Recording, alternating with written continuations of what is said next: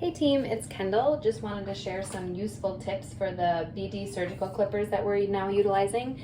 That's the orange clippers you find in our bedrooms, and we're now using these pink sensitive heads to help decrease chance of any nicks that could be occurring when we are clipping the hairs from the incision sites for our C-section patients. We were having some people noting that there was nicks happening and some abrasions that were putting patients at increased risk for infection. So we wanted to get the reps here to show us how to appropriately use these. So I will be your super user. If you have any questions, we can definitely reach out to them for more information, but I just wanted to give you some useful tips that they shared with me when utilizing the clippers. First off, it's very important that you're holding the skin taut. So even if you have to ask a friend, because it can be difficult with a pregnant belly, you can have another nurse come in and kind of pull up so that the skin is really taut. I know it can be difficult with one hand to do that when you're trying to approach clipping with the other hand.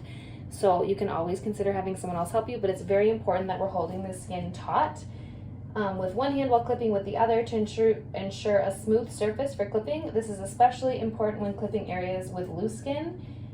You can also consider using a wet clip if you can't necessarily hold it really taut.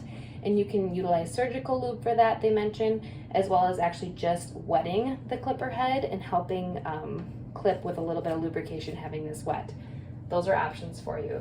Next, really important, we want to be using a pencil grip when utilizing the clippers. I think it was common that some of us were grabbing from the top and kind of approaching it from this manner. The appropriate way to do it is to hold where it's orange. So all the places that it's orange is how we are going to hold it, just like you would a pencil. So if you're right-handed, you're probably clipping with your right hand. So we have that pencil grip that you want that logo facing up, holding it approximately 40 degrees to the patient with that pencil grip. Always move the clippers away from your body, and you kind of want it to be almost little to no downward pressure when you're doing this. Another thing they mentioned to me is you want to be clipping with the hair growth, which was a shocker to me, because I felt like in the past I was kind of always clipping upwards like this in smaller strokes, or even coming across to the incision line like this. And what they want us doing is going with the hair growth. So I'm assuming most individuals have their hair growth going downward. So this can be kind of an awkward angle as you're holding it like a pencil and trying to come from a downward angle. But they said that is going to be the best way to decrease any kind of nicks that could be occurring. So you have the skin taut, you have your pencil grip, and the clipper should be away from me. I'm not drawing it towards me by any means. And then you'll turn your clippers on with that grip, taut skin, and almost no pressure, trying to keep that same angle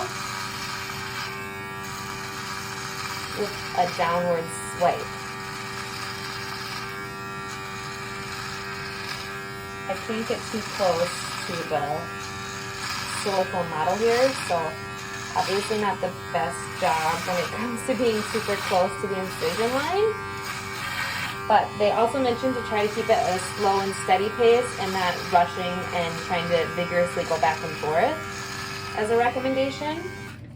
They mentioned as well that if you had an individual that was maybe sweatier in that area, that had like a larger pannus, you might want to consider using a wet towel. And this is because sweaty or sticky areas can actually cause the clipper head to stick or jump.